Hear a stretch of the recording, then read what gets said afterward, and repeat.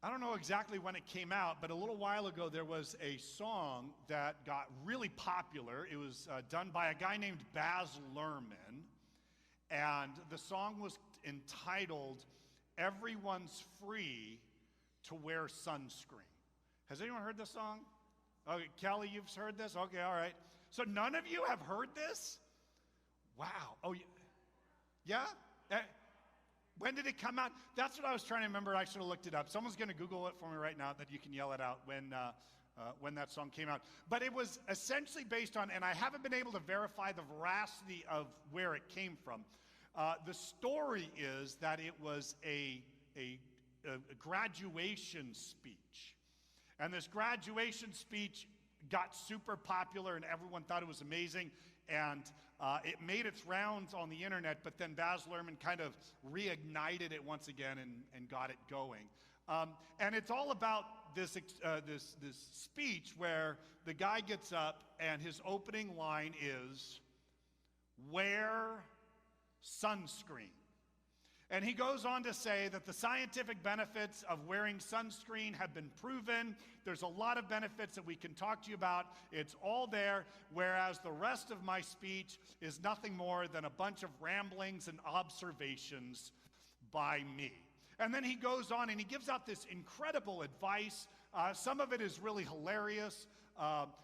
Things like dance the funky chicken at your parents' 50th wedding anniversary, dance as if no one is looking, sing, stretch, and of course, I think my favorite line out of the whole thing is, whatever you do, do not read beauty magazines. They will only make you feel ugly. So this great advice is great things to be living on. As we're going through Deuteronomy 24 and 25, that's kind of how I felt as I'm reading through this. I'm like, there's really no overarching theme. There's no way to organize the material. What I have entitled today is that these are commandments of kindness. Like, how do we treat one another kindly? Which is important for God to actually take the time out to make sure that we know how to live is very important. And a lot of the stuff that we have actually shows up in the New Testament in various ways. And they're very, very helpful for us. So as we go through this, I have no great overarching message. I have no way to thematically organize all of this. These are just going to be pieces, not just of advice, but commandments on how we live as people in the covenant relationship with God. Now, if you are not in the covenant relationship with God, then all of these commandments are going to sound really stupid. And that really is how it is. We know that what God does for us and then how we live, the call to live, is really foolishness to the world. People look at it and go, that doesn't make any sense. Why would you live that way? Because the world has a much different metric of success and kindness and how to live. Most importantly, the world says, live for yourself, take all that you can. It doesn't matter if you break into a church and steal all of its tools out of its electrical room or not. Just take everything you can. Sorry, I'm still venting from what happened to us just yesterday and the day before. We had someone break in and stole all our keys, and then we had to rekey some stuff, and they stole a bunch of tools, and then they stole our trailer that we take kids around in for our community Easter egg hunt and our trunk or treat. They came at 4:10 a.m., not last night, but the night before. They hooked it up to their bicycle and rode it right down Chapman Avenue. So if you happen to be out today and are garage sailing and you see a trailer that actually has on the back of it Searchlight Ministries, buy it, please, and bring it back. That would be great. Yeah. The world tells us that's how we're supposed to live. Take what you get. If you need to take it from other people, take it from other people. The most important person in this world is you, so make sure you live that way. So here are the commandments. Chapter 24, if a man marries a woman who becomes displeasing to him because he finds, something indecent about her, and he writes her a certificate of divorce, gives it to her, and sends her from his house. And if after she leaves his house, she becomes the wife of another man, and her second husband dislikes her and writes her a certificate of divorce, it's clearly something wrong with her. Or if he dies, then the first husband who divorced her is not allowed to marry her again after she has been defiled. That would be detestable in the eyes of the Lord. Do not bring sin upon the land the Lord your God is giving you as an inheritance. What's interesting about this passage is the early Jewish people essentially separated into two camps, and they had fights over what does it mean to do something indecent. So if you marry someone and then the guy says, I have found something indecent and you are displeasing to me, then you could write a certificate of divorce. If you remember, this then is what Jesus was confronted with when they asked him the question. Well, and the way they posed it is very strange. They said, Moses commanded us to write a certificate of divorce, which, of course, is there any command in here to write a certificate of divorce? No, that's not how it was. They came from a camp that said you could essentially divorce a woman for any reason. In fact, they give a bunch of reasons. And one of the reasons is if the woman becomes ugly and there is another woman that is prettier, then that woman has become displeasing and it's her fault. And yeah, careful, right? Yeah, don't do it, John, don't do it. You can write that divorce. They could say for anything. They even say that if she's a bad cook, if she puts too much salt on the eggs, you can divorce her because of assault. Yeah, thank you. Thank you, Jerrickson. I greatly appreciate that. Man, that's wonderful.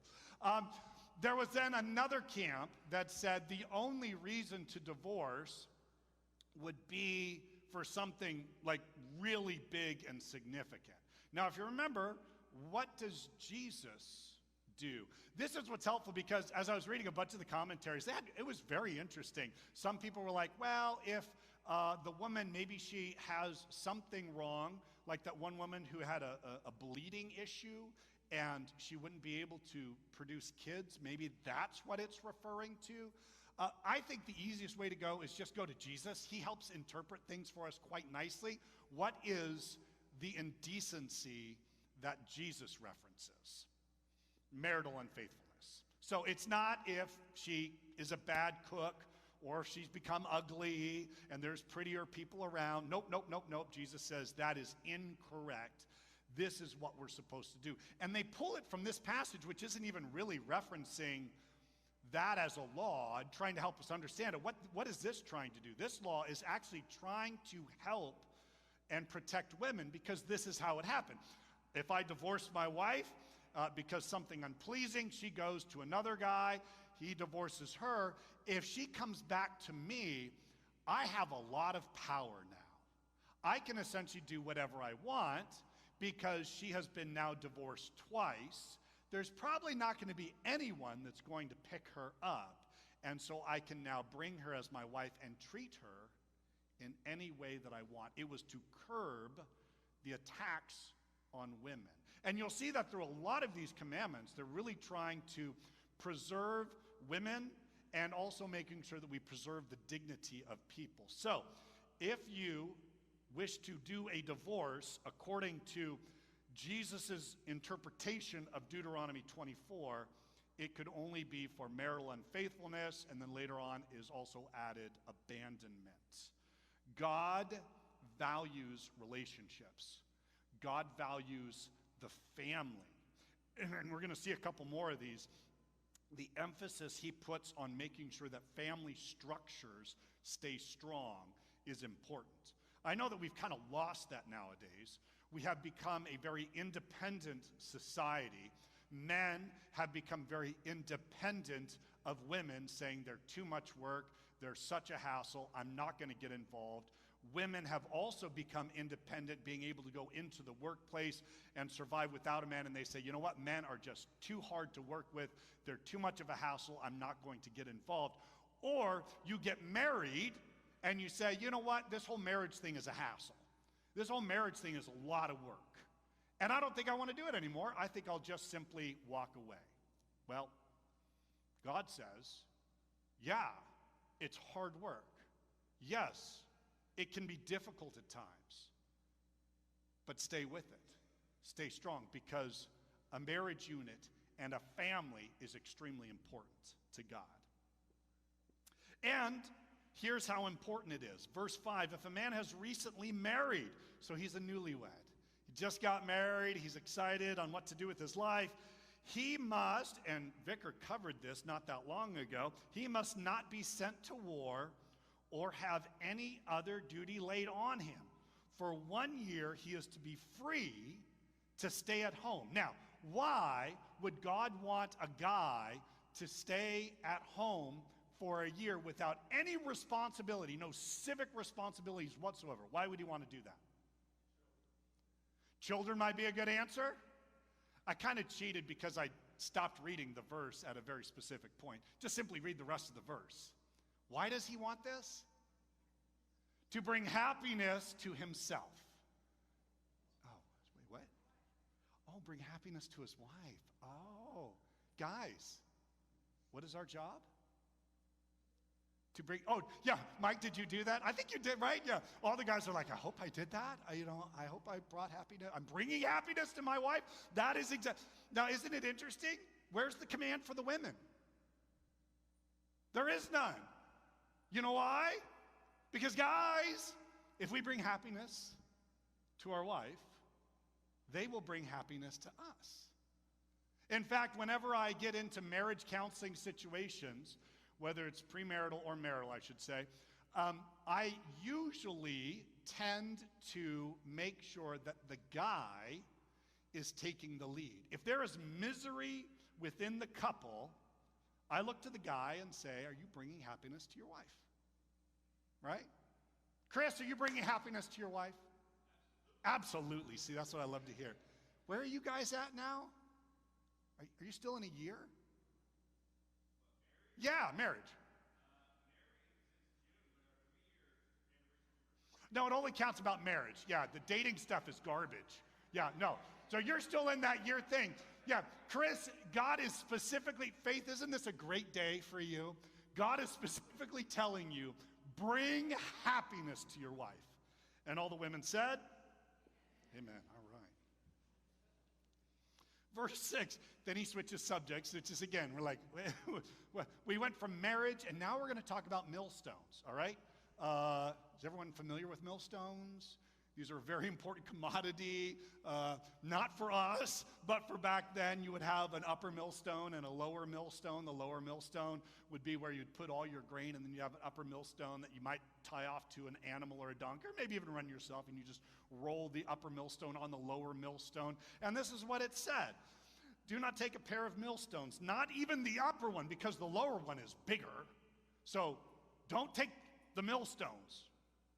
Not even the upper one that's smaller. Why? Because if you take away this as security for a debt, that would take a man's livelihood as security. So if Bob comes to me and he's like, Mark, I need $200. I just got to make it through some stuff, and I'm having a real hard time, but, I'm working hard. This is going to be great. I'm like, Bob, that's great. I'll do it. Give me your car as collateral. Right? And then he ends up spending $500 on Uber and Lyft to try to make it back and forth. And I don't take from you in lending processes stuff that will cause you to not be able to pay back the debt. Why? Because we're supposed to be kind and loving to the people around us. So if you do take something as collateral, be careful what you take. There's other stuff when it comes to collateral. We're going to keep on going. If a man is caught kidnapping one of his brother Israelites and treats him as a slave or sells him, the kidnapper must die. Okay, so wait.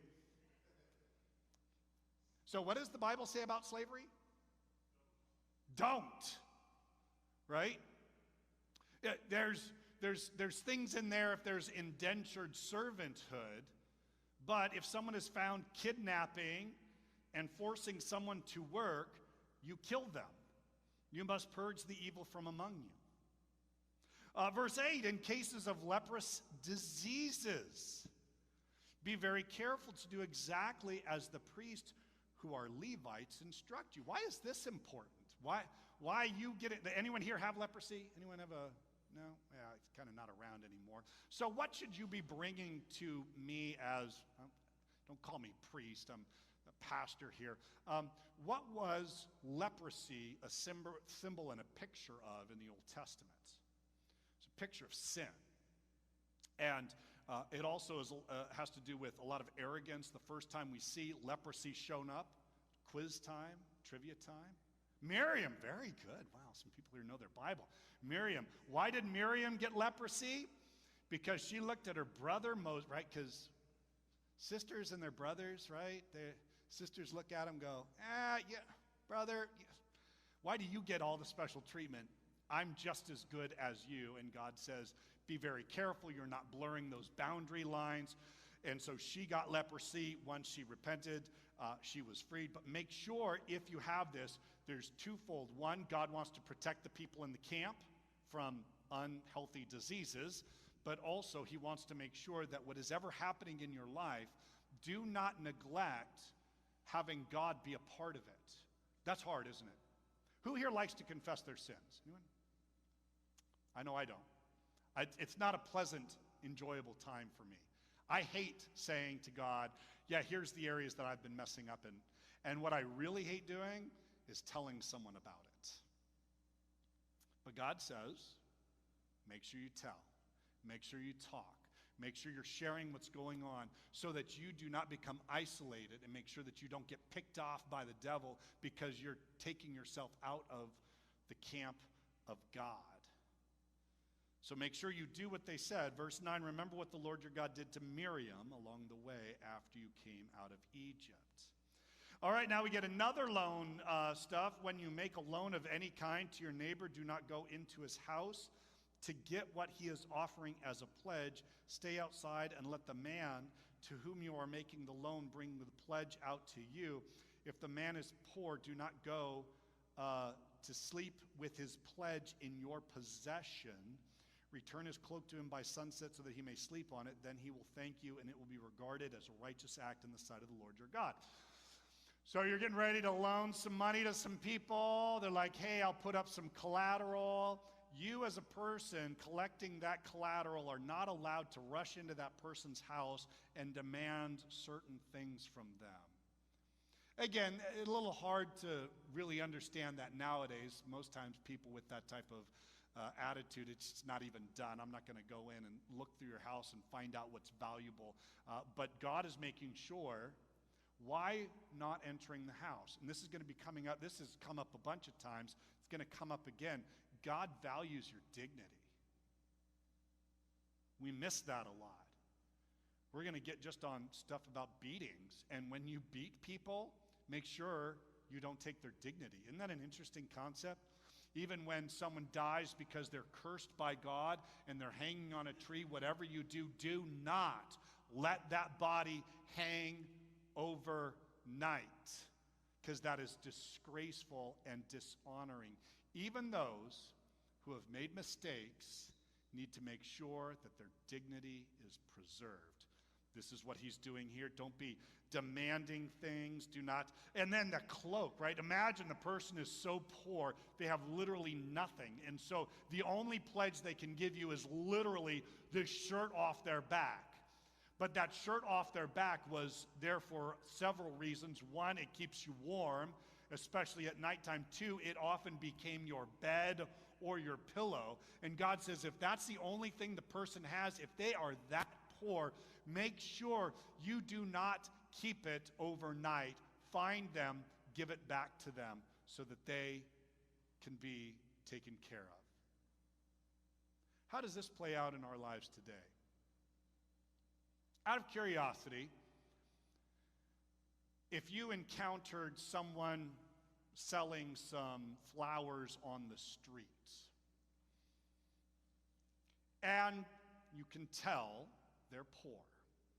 You can tell they don't have a lot. Do you have a tendency to see if you can negotiate because the person themselves is poor? Oh, you're selling me flowers, one bunch for 10. How about you give me 3 bunches for 20? Does anyone, we often do that. I do that all the time. Why do I do that? Because they're poor, and it's easy to negotiate that way. But when I go to the ranch and I buy a $100 steak dinner, do I negotiate with that person? Wow. You know what? You gave me a steak for $100. How about you give me 2 steaks for $150 and throw in a dessert for free? No, we pay full price, and then we leave a good 20% tip. Why? Because we want the rich to like us and honor us. I haven't done it yet, but after reading this, I was very convicted on it, and I'm going to attempt this at some point. If I'm encountering someone that is selling something, you can tell that they're down on their luck or they're poor, or maybe when we're in another country and you're doing a lot of haggling. I'm going to try it where I'm going to say, oh, it's 1 bunch for 10, and I'm going to say, how about 3 for 20, and then I'll give them 40 and see what happens. Because does God want us to be generous to the poor or generous to the rich? Generous to the poor. He wants us to love them and care for. Why? Because of God. And God sees that. Now, by the way, you're not going to get anything out of a poor person, are you? That it's going to give you no status. You're not going to get, a good write-up in the paper. No one's going to really care, except for God. And I think that's more important. So when you treat people, make sure that you are not taking advantage of poor people. It goes on, verse 14, do not take advantage of a hired man who is poor and needy. Do you see the theme here? Whether he is a brother Israelite or an alien living in your towns, pay him the wages each day before sunset, because he is poor and is counting on it. Otherwise, he may cry to the Lord against you, and you will be guilty of sin. It's very easy. We can still do it nowadays, right? I can drive down to Home Depot today, and I can pick up people that will work for me during the day. Now, they're not protected by anything. They have no assurances that at the end of the day I'm going to pay their wage. And if I don't pay their wage, what can they do about it? Probably nothing. Oh, the temptation is there. No, God says when we're treating people who are not doing well in life, the ones that are easy to take advantage of, do not do it. God calls us to treat the poor and the destitute, the widows and the orphans, the ones that are our brother Israelites and the aliens living within our land, to treat them with kindness and love. Again, it's countercultural. There's easy ways to take advantage of them. God says, don't. Verse 16, we switch subjects once again. This, I think, is an important one because it actually is relatively contradictory to another commandment that we had just covered not that long ago. It says, fathers shall not be put to death for their children, nor children be put to death for their fathers. Each is to die for his own sin.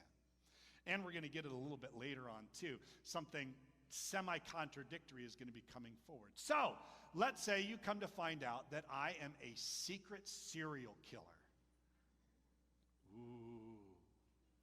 The temptation then becomes, how much did I influence Mark Thomas? Or Jacob? He's kind of shifty at times. It's not going to be Josh. He's way too nice, right? Josh doesn't like to kill anything. He's like, come on, little ants, let's get out of the... But it happens. Recently, I actually just watched, did you see there's that documentary, I don't know if it's still out, I think it was on Netflix, and it was all about the cult where they drank the Kool-Aid? Jim Jones? Jamestown? Yeah? You not heard that? Yeah, so there was this guy. He was very, very charismatic. Everyone loved him, kind of like how much you love me.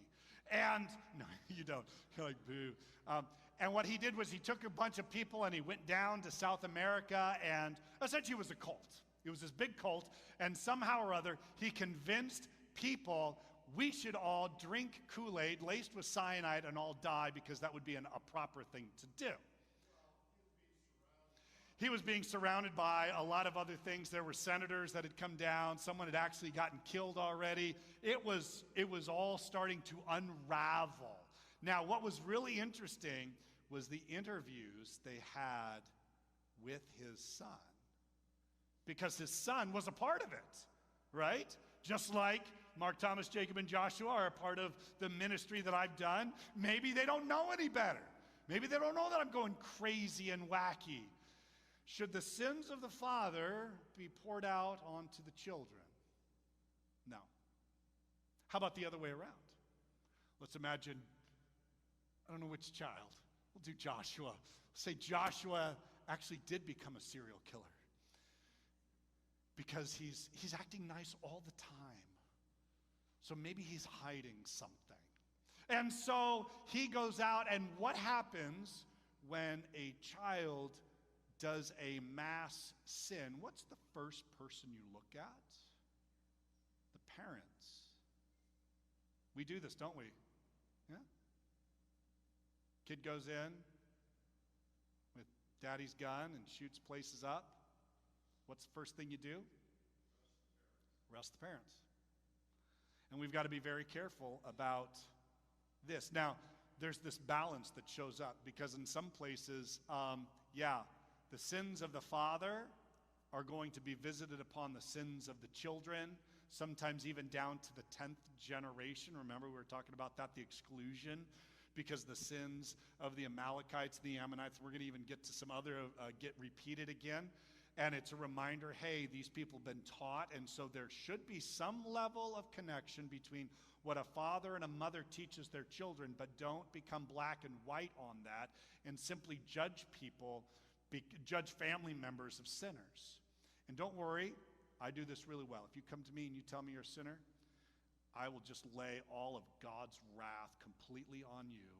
It will not visit your children or your parents. But this is a reminder that we've got to be very careful how we treat these things, because everything, I've always worried about my kids. I don't know if you know this, because what typically happens to pastors' kids? They are wild. I know it's because I'm actually looking at a couple of pastors' kids that are not wild, right? Sue and Deborah are pastors' kids. You're wonderful. How did you escape that? But I don't know. I've watched Footloose. And that daughter of that pastor was pretty bad, right? I've always worried about it. I'm thankful for my children and what they did and how they're living. But do you visit upon a sinful father, how their kids turned out? Have you ever seen families torn apart because kids decided to go their own way? Or kids went their own way in a good way and the parents did not? I see it all the time. We've got to be careful that we're not ascribing sin to someone who is only tangentially connected. Verse 17, once again, it gets it back into this pledge thing. Do not deprive the alien or the fatherless of justice, right? That's why I chose the song, The King is Calling, right? He's a God of justice, right? But he's also a God of mercy. And that's what's amazing as you read through this. Do not deprive the alien or the fatherless of justice, or take the cloak of a widow as a pledge. Remember that you were slaves in Egypt, and the Lord your God redeemed you from there. That is why I commanded you to do this. I'm shocked at this, to be honest. I don't know how many times I've had people who have come to me because they've done some terrible things in their life, and after they've committed those terrible things, they come and they seek forgiveness, and I speak to them the full grace of God over them, and I tell them of the mercies that he has, and that they are not outside the boundaries of God's love, and they usually go away just free and feeling amazing. Sometimes those people turn out to be the most judgmental people I've ever met when it comes to sinning inside the church. I'm shocked at that because why? What has God forgiven you of? And what has he forgiven me of? And pastors are probably the ones that are most prone to this, and I hope that I don't ever fall into that category.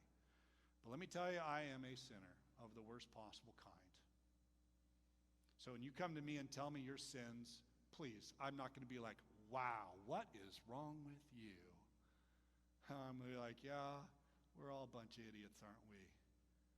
And how thankful we are of the grace and mercy of God. So before you get too judgmental of your friends who are doing wrong things, or your kids who are possibly straying, or your parents who are a bunch of idiots, remember what God has done for you and never forget that grace. And then 19, he gives these wonderful gleaning rules for the poor and needy. When you are harvesting in your field and you overlook a sheaf, do not go back to get it. Leave it for the alien, the fatherless, and the widow, so that the Lord your God may bless you in all the work of your hands. When you beat the olives from your trees, do not go over the branches a second time. Leave what remains for the alien, the fatherless, and the widow. When you harvest the grapes in your vineyard, do not go over the vines again. Leave what remains for the alien, the fatherless, and the widow. Remember that you were slaves in Egypt. This is what I command you to do this. We actually see probably one of the most beautiful examples of this. Happens in probably one of the most beautiful little books that are around in the Bible, which is the book of Ruth. Ruth is someone who has lost her husband, lost her father. She's now doing stuff with her mother-in-law. Apparently they got a great relationship, and they love each other. And they find out that there's this guy, and his name is Boaz, and he seems to be a righteous and upright man. Boaz becomes an example for all of us. Ruth comes and is gleaning, and it's amazing. I just love the picture of love, because Boaz is seeing Ruth and she's gleaning on the edges of the fields, because that's what you do. And he looks out and he goes, wow. Now, how do you think Ruth is looking at this point? After a full day of grabbing the kernels and the edges and the grapes that are left behind, she's probably sweaty and gross and disgusting, and Boaz is like, wow, who is that? He's asking his foreman and his friends, and they talk about this, and he ends up wanting to take care of her and love her. And so what does he do? He instructs his workers, hey, when you're walking along, if you happen to drop a little bit of extra, that's fine. Make sure Ruth is behind you. If anyone touches Ruth or treats her rudely, you will be punished and taken out. She will water with my family, not with anyone else. And he saw this vulnerable person and took care of her and loved her. And I loved especially the time that they were sitting around and eating, and after they had gone kind of on this first date, guys, you ready to write this down for all my guys who are single or dating, right? Here's what you do. He says afterwards, I'm going to give you all this food. It's like I've gone to the restaurant and we're taking some leftovers. And you know what Boaz does? He gives extra food for Ruth's mom. Gentlemen, if you are out on a date with your girl and she's going to be going home to her mom afterwards, just buy an extra dessert, put it in a little thing, say, take this home. This is dating advice from Scripture. This is good stuff. Be kind to the alien, the fatherless, and the widow. Our job is to be generous, not selfish. Here we go. This gets a little bit difficult. When men have a dispute, they are to take it to court, and the judges will decide the case, acquitting the innocent and condemning the guilty. If the guilty man deserves to be beaten, the judge shall make him lie down and have him flogged in his presence with the number of lashes his crime deserves. Ouch. Is there any mercy? Like, if you do something wrong, should you face the consequences of your actions? Oh, yeah. Where's the mercy in that? Check out what it says. But he must not give him more than 40 lashes. If he is flogged more than that, your brother will be degraded in your eyes. Which is why it's very fascinating. How many times did our good friend Paul receive the 40 minus 1 lashes? 5 times. It was meant to make sure that there wasn't an over disciplining. This helps if you have children, especially young ones. What was that? Yeah, the Romans also, but they also followed this whole thing of the lashes because, yes, the Romans actually adopted this whole idea of the 40 lashes. There was essentially this mercy. Why the Romans adopted, I have no idea. But it's fascinating, and 5 times Paul received it. Did Jesus receive this? Yeah, he received it at his flogging too. It's designed to make sure, have you ever been in a situation where you get so angry because someone's wronged you and you just want to lash back and be uncommensurate with the action? Yes, let me tell you, when I found out, Paul, I don't know how you feel. Paul was the one that built the trailer that we had. When I found out that someone stole the trailer, I was like, I'm going to drive around to every single garage sale, and if I find that guy, right? And then what does my mind do? Starts to wander to the worst possible things. And yet, even in the midst of that, God says, be very careful. We don't over-punish, and we don't let our emotions get into it, because even prisoners, even wrongdoers deserve mercy, deserve dignity. It's hard for us, but hopefully you see that if you ever have to give discipline out, especially if you've been the one that's wronged. If you're a parent, you feel your child is completely out of control and they're not living right, and what do? You want to punish them. You want to punish them hard. Or maybe you're in a relationship and your boyfriend just dumped you and you're like, I want to get back at him and I'm going to do all this revenge stuff, and we want to go back and it's not commensurate with the crime. We've got to be careful. Even in the midst of people doing stupid, dumb things, God has mercy. You know why I know this? Because guess how much I have been punished for the sins that I've committed? Not very much. Because God is good and God is great and he forgives my sin. Do not muzzle an ox while he is treading out the grain. Paul takes this up a little bit later on. What does this mean? Don't take a cow or an ox that's doing work and he's like going to stop and get a little snacky poo. And Paul says later on, make sure you take care of your pastors. Do not muzzle me. If I am treading out the grain and I'm giving you words of amazing wisdom, you may not hold up a sign that says, you're going really long now, please stop. That would be muzzling me. And that's my application. You can probably take it for what you want. Here we go. This is, if brothers are living together and one of them dies without a son, his widow must not marry outside the family.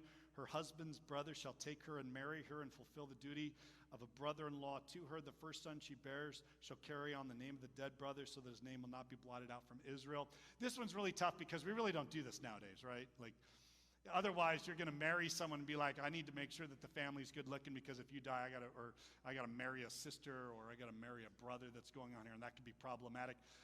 The reason why this was important was because everything revolved around the family. We don't really have that nowadays, do we? And I think it's slightly unfortunate, God's value of family systems and how important they are. And we do have an example of a guy that didn't fulfill this. Good trivia night. Anyone remember his name? His name was Onan. He said he was going to his sister-in-law's, the brother's dead, and so he goes and is with her, but decides to practice a level of birth control where you simply pull out early. It worked, and this guy did not fulfill his vow. It's called onanism. Don't look it up. You're going to end up on some really funky websites, I'm pretty sure. So not much that we can do with that today.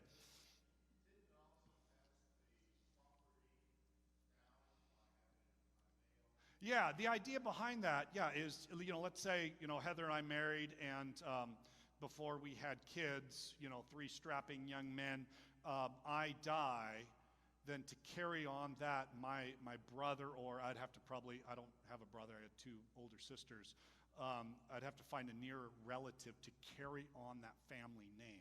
To carry on the family name is super important. So then that guy would then sleep with Heather, and if produced a male offspring, then that male would have all the rights of the Manning clan and continue on in that. All the wealth, my millions of dollars that I've got stashed away, because you have not muzzled me as an ox and allowed me, just given me. There might be another sin involved in this, but this also gets important because this also ties back into Ruth, right? Know that story? Here we go. However, if a man does not want to go marry his brother's wife, oh, I don't like her. No, please don't. If a man does not want to marry his brother's wife, she shall go to the elders at the town gate and say, my husband's brother refuses to carry on his brother's name in Israel. He will not fulfill the duty of a brother-in-law to me. Then the elders of the town shall summon him and talk to him. This is called peer pressure. If he persists in saying, I do not want to marry her, his brother's widow shall go up to him in the presence of the elders, take off one of his sandals, spit in his face, and say, this is what is done to the man who will not build up his brother's family line. That man's line shall be known in Israel as the family of the unsandaled. Right? Yeah, this is great. But this actually does happen, right? Do you remember in Ruth, right? Ruth is like, hey, Boaz, you kind of cute. Boaz is like, yeah, I think you're kind of cute. I'm a little old and haggard, but, wow, that's amazing. But there's actually a relative that's closer in age to you, Ruth, than me. And so they go and find him to fulfill all righteousness. And they get to him, and he's like, I got a wife. I don't think you're going to be happy about this. And so what does he do? Pulls off his sandal, hands it off, and Ruth and Boaz are free to marry. What's the application here? No, there's no marriage things that help us in that, but it does talk about how important it is, the family structure. Verse 11 and 12 has been, for many years, my favorite Bible passage. So it's very fun that I actually get to cover this passage. Now you're like, what? What does it say? If two men are fighting and the wife of one of them comes to rescue her husband from his assailant, and she reaches out and seizes him by his private parts, you shall cut off her hand. Show her no mercy. What's the application on that? Well, there still is dignity, right? Like, do we still have rules of engagement and things that are fair in a fight, right? And one thing, like a guy can be the strongest man in the world, but there is one place that he has an Achilles heel, and it's not his heel. And this becomes something where this woman decides to step in between this fight and end the fight unfairly. No, be dignified. Don't be doing that, ladies, okay? If I hear of this next week, we shall bring the table out here. I'll bring my machete. We shall cut off your hand. Right? Yeah, what did they they bring back the trailer, man. John, you really like that one. I could hear you chuckling. No. Yes. That's the thing, because why should I forgive that? Because what has God forgiven of me? Way worse stuff than that. Show mercy and show grace. It's incredible. All right, we're almost near to the end here. Do not have two differing weights in your bag, one heavy, one light. Do not have two differing measures in your house, one large, one small. You must have accurate and honest weights and measures so that you may live long in the land the Lord your God has given you. For the Lord your God detests anyone who does these things, anyone who deals dishonestly. So this is, we'd go to sell something, right? And, we'd pull out the weights, and I'd have some weights that would be more favorable to me and less favorable to you. And maybe you're poor, and maybe you're not savvy, and maybe you're unaware of that. If you are a business person and you deal dishonestly in your business, God sees this.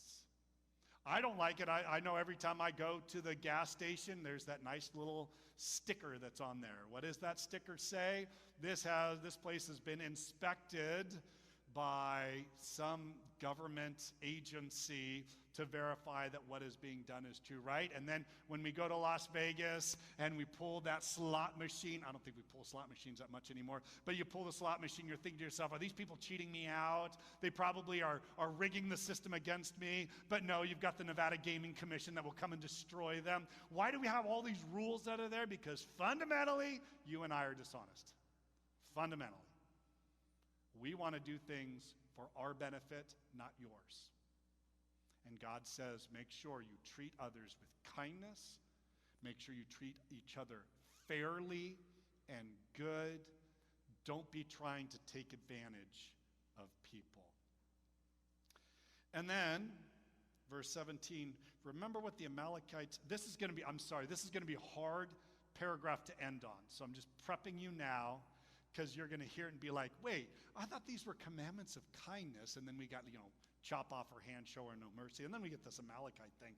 Remember what the Amalekites did to you along the way when you came out of Egypt. When you were weary and worn out, they met you on your journey and cut off all who were lagging behind. They had no fear of God. When the Lord your God gives you rest from all the enemies around you in the land he is giving you to possess as an inheritance, you shall blot out the memory of Amalek from under heaven. Do not forget.